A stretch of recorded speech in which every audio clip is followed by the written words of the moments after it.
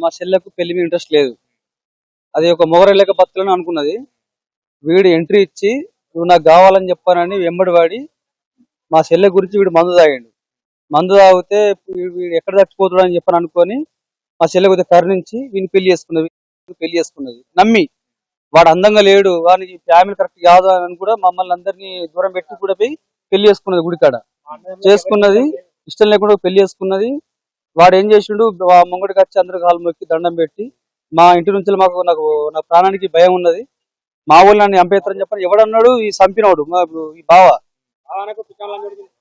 వీడు అన్నాడు. వీడు అనేసరికి సరే మరి ఆడే చంపేస్తారని చెప్పారని మేము ఇల్లరికి తీసుకపోయి ఇల్లరిక పెట్టుకొని ఇంట్లో ఉంచుకొని వానికి అనుకున్నంత తిండి అనుకున్నంత ప్రతి ఒక్కటి వానికి అందజేసినాం. వాడు అక్కడి నుంచి ఇక్కడికి జాబ్ కత్తుండు, అన్ని తీరులో మెయింటైన్ చేసినాం. ఇలా ఇల్లు కావాలని చెప్పారంటే మా మమ్మీ మా పిన్ని 15 లక్షలు పెట్టి వేరే భూమి కొన్నది వీళ్ళ గురించి. భూమి కొన్నది బాగా పెట్టుకొని భూమి కొన్నది. వీళ్ళు ఏంటంటే ఎటువంటి లొల్లి లేవు, ఎటువంటి గొడవలు లేవు, కలిసిమెలిసి ఉన్నారు. ఎట్లా జరిగిందని అర్థం కావట్లేదు. తెల్లవారుజాములు వేసేసరికి పలానా ఇంట్లో ఎంత తలుపు కొట్టినా తీస్తలేదు. ఆ కిటికీలను చూసేసరికి ఇట్లా రక్తంగా పడుతుంది. ఏమైంది మీరు సడన్ గా పోయి ఆ డోర్ ఇచ్చేసరికి ఏమైందంటే చనిపోయి ఉన్నది. ఇప్పుడు ఏం ఫైనల్ గా మీరు అంటే ఏం కోరుకుంటున్నారు? నాకు ఏం లేదు, వానికి ఇప్పుడు మా ఏం జరుగుతుంది, మీకు న్యాయం జరుగుతుంది? వానికి గురిశిక్ష చేయాలి ఖచ్చితంగా, 100% వానికి వెయ్యాలి. ఎందుకంటే వాడు ఒక్కడే చెప్పలే, 2 ప్రాణాలు తీసిండు.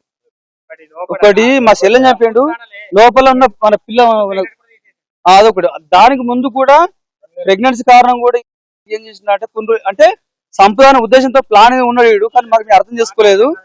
వీడు ఏం చేసినట్టు కుండ్రులో ఎంజాయ్ చేద్దామని చెప్పానని ఒక ప్రాణం ఆ టైంలో తీసేసిండు, ఈ టైంలో కూడా ఇంకొక ప్రాణం తీసేసిండు.